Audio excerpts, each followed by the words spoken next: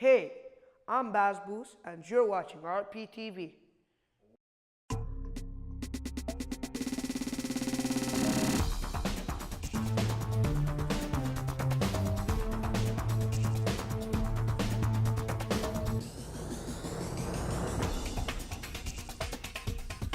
You know, it's been a constant struggle for me to try and articulate myself and to try and find a group of people, a group of progressive and interesting and thought-leading guys that I can surround myself with who are different or think differently than your typical man. We're gonna look at what it means to be a guy in the 21st century. We're gonna look at the boxes that we have to stay in, or do we really have to stay in them? I don't know. Guys don't traditionally talk about things that they're going through that are difficult or that are hard. You know, we're too busy being serious.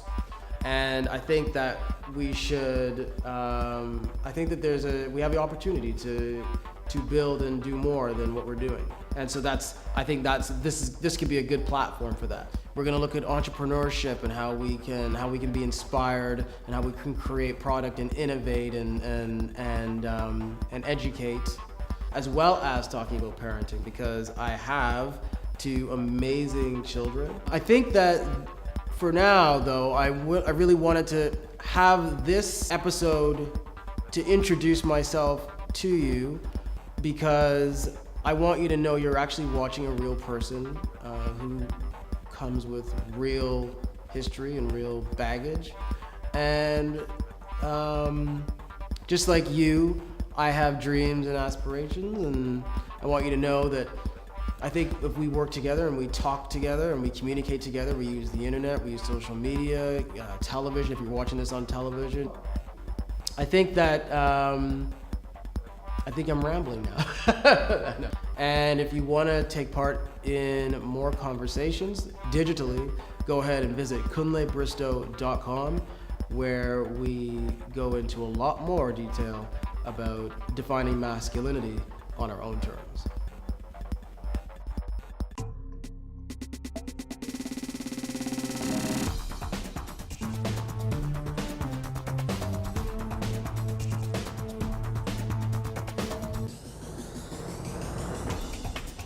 Hi, I'm Kunle Bristow, and in this episode, I'm going to tell you about listening, because that's something I actually have a hard time with. And sometimes listening, whether it's to a coworker or it's to your child, and in this case I'm going to be talking about my child, what they say isn't exactly what they mean. And it's our job, my job, to understand what they're saying. So if you can relate to this topic, keep watching.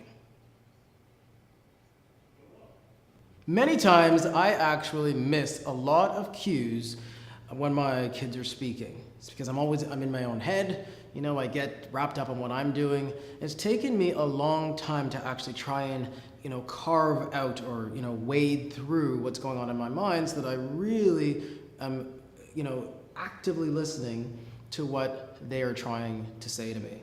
I don't get it right all the time, I can tell you, and they can tell you as well. But there are times when I do get it on, and I wanted to give some examples of times when I've heard stuff that they say and how it's translated into what they mean. Specifically, I'm going to use my daughter as an example, as she is a tween or pre-tween.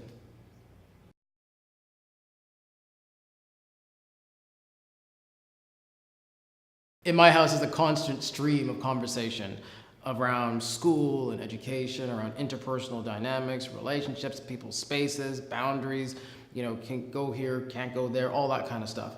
Sometimes it takes really listening to understand what someone is trying to say. So, here's my first example.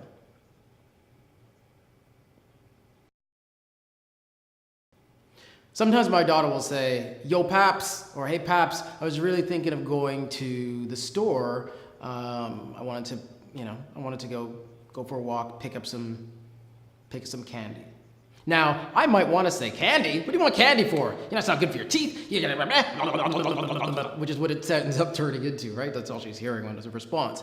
What I learned to do is I've learned to understand that what she's actually saying is, you know what, I want some time on my own outside the house to just kind of explore the neighborhood, do my own thing. I want to feel like a big kid and be trusted.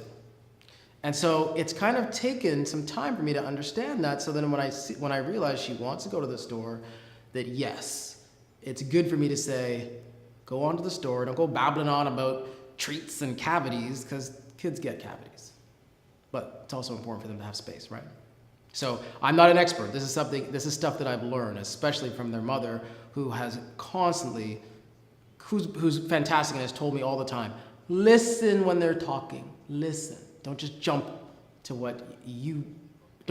your answer. Think about it from their point of view. Okay, here's example number 2. Hey, Paps. Oh, by the way, they call me Paps, not Daddy. Hey, Paps, you want to walk with me to school today? Now, that one kind of surprised me. You want to walk with me to school? Now, for my 11-year-old usually wants to do things by herself. Not all the time, but she does like in my last example, like to do things by herself. So when I hear you want to walk with me to school, I'm like, oh, that's so cool. You want me to walk with you? Cool, cool, cool. Then I've learned to realize I got to think, wait, why do you want me to walk with you to school? So it's an opportunity. I've learned it's an opportunity that it's time for me to connect and figure out what's happening at school, what happens before the bell rings. There's a bunch of clicks on the tarmac before everyone enters the school. How is that? How is that for her? What's going on? So that time to walk from the house to school is a great time to explore that kind of conversation. So the old me might have been like, okay, we're gonna walk to school together, Ray. But now I realize there's more to what she said. Okay, here's point number 3. Hey, Paps, do not come in my room. I hear you coming up the stairs. Don't come in my room. Now, that one sets my antennas off. Like, don't come in my room. What are you doing in there? What are you doing? And I just want to go, but no. I'm not going to bang on the door. Take a deep breath. And I think, what does that mean? What is she actually trying to say? Okay, hold on. What is she trying to say? What I've started to realize is that what she's probably trying to say is, I need some space. Kind of like the store example that I talked about in example number 1.